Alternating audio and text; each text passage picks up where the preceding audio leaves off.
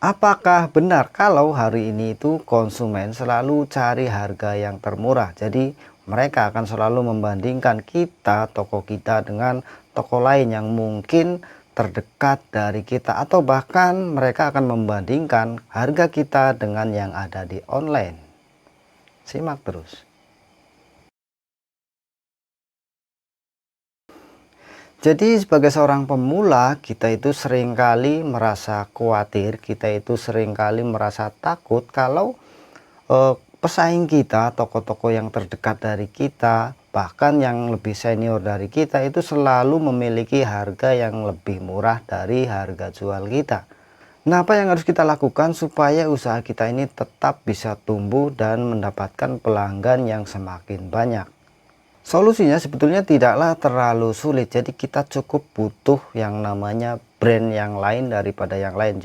Nah, jadi di era persaingan harga yang semakin ketat ini, kita butuh yang namanya brand pembeda daripada toko lain. Jadi misalnya toko-toko di sekitaran kita ini banyak jual brand merek A, kita itu harus cari sebisa mungkin merek yang berbeda dengan mereka. Misalnya kita pilih merek B, C, dan lain sebagainya. Ini sebetulnya bebas, dan kalau Anda minat dengan produk yang kita salurkan, bisa cek di link di bawah. Kenapa kita harus berbeda dengan toko lain?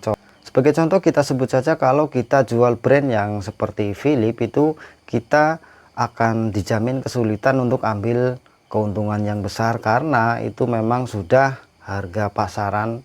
Jadi misalnya pasarannya adalah 30.000, maka ya plus minus kurang lebih semua akan jual di harga 30.000. Nah, berbeda halnya kalau kita punya brand tersendiri yang bisa kita kembangkan. Jadi misalnya kita punya brand A yang kalau kita jualan Philips itu misalnya kita punya keuntungan Rp4.000, tapi dengan brand yang kita berbeda itu kita bisa ambil misalnya 7.000, 8.000, bahkan 10.000. Ini akan jauh lebih membantu keuntungan usaha kita, sehingga ke depan ini dipastikan usaha kita akan terus bisa berkembang dan semakin sukses.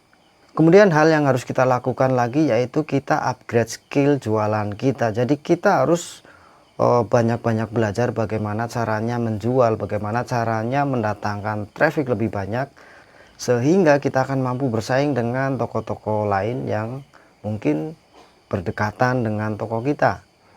Kemudian selain skill jualan, sebetulnya ada hal yang mendasar lagi yang harus kita benahi, yaitu dari internal diri kita sendiri. Jadi biasanya kita itu masih banyak keyakinan-keyakinan yang masih salah, keyakinan-keyakinan yang masih belum tepat.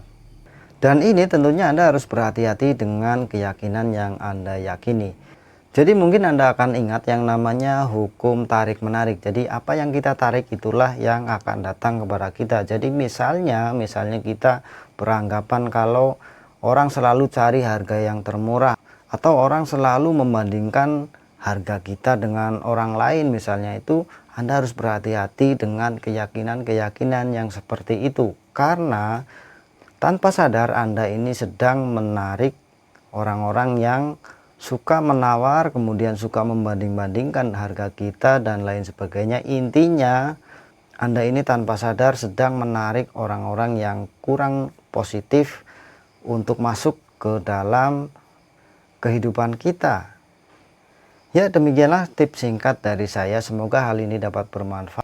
Yang belum subscribe silahkan subscribe sekarang juga, dan juga nyalakan loncengnya agar Anda tidak ketinggalan ketika ada upload video terbaru. Sampai ketemu di video selanjutnya.